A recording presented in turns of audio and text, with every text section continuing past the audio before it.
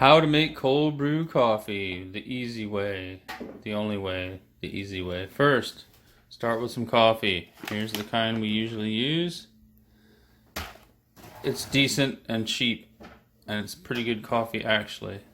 Now we grind the whole thing up. We're going to use the entire 12-ounce pack.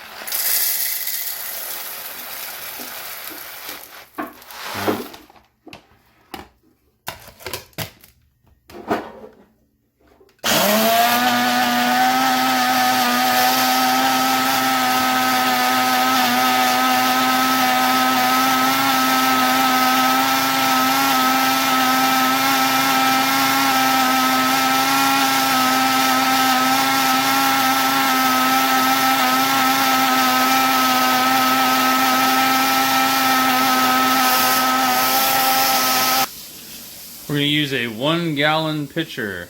This is a 1 gallon, actually 4-liter pitcher.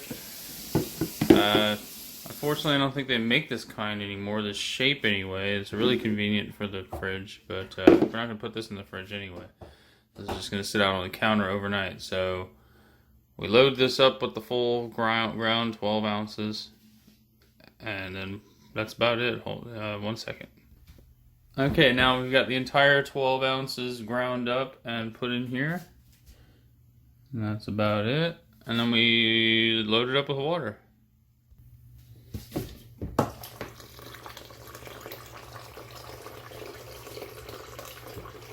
Is this?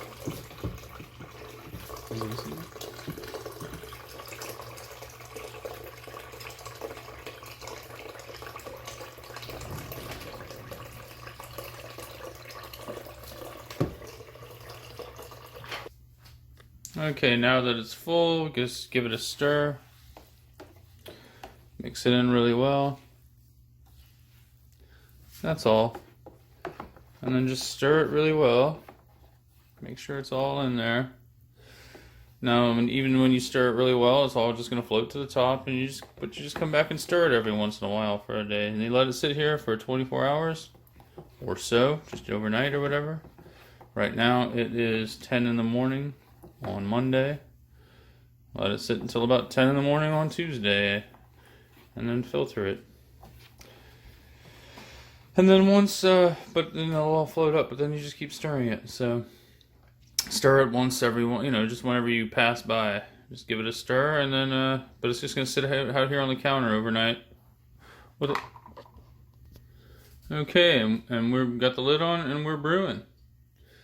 46-year-old brewer. I'm brewing. Alright, it's the next morning.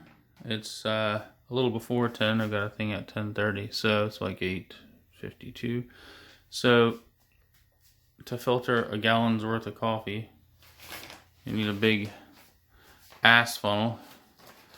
And to fit in that big ass funnel, we got this big ass filter. And this is just what we ordered online, but yeah, you see how huge this coffee filter is. You don't have to use that. I think you can do a smaller batch and use a smaller funnel or filter, or just use a coffee maker or something. So, oh, by the way, this is the metal thing I got. It's got a very, very fine mesh. It's a double-sided mesh to where no fines get through. Your coffee doesn't come out muddy. It's really good. So, yeah, set this over here, I think, and then, well, no, that's not gonna work. Right, let's do it right there.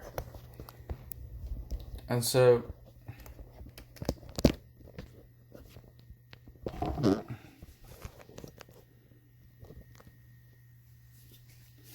basically, pour it from one vessel into the other. Stir it up nicely.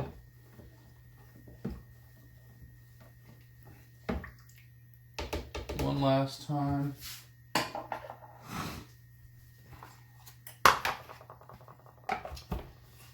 Start pouring. Too much of a mess here.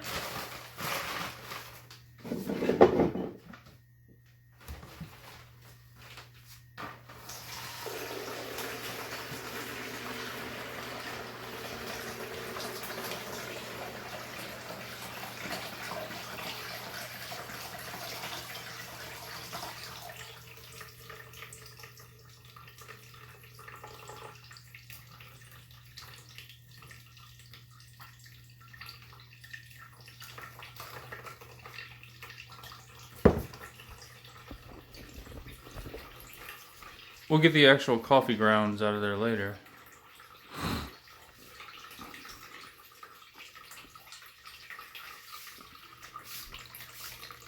There's the cold brew. That stuff will knock you on your butt. It's very strong. But easy on the tum-tums.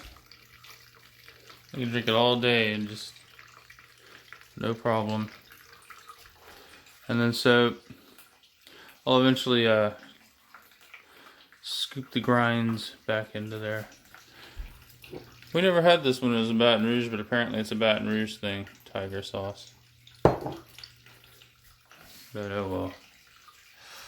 Like as in LSU Tigers. Well, I mean, there you go. That's I mean, here, let me I'll pause it and, you know, get the other stuff in there. But that's it. It's a pretty simple process. Steep the coffee overnight, filter it, done. At room temperature. Okay, we got all the grounds in there now. And we've switched out our receptacle because, you know, it makes more than half a gallon. It makes about 3/4 of a gallon after, you know, losses to the coffee itself. But that makes life easier. And then we just kind of fold this up and just squeeze it later. But it'll sit there and drip into here for a while. And that'll be that. It's a pretty simple process. Let it soak overnight and then filter it. Done. It's easier said than done with the filter part, but I think you can just do it with a regular drip coffee maker. If you don't have to make a gallon at a time. But anyway, so there you go. Whoop-de-doo.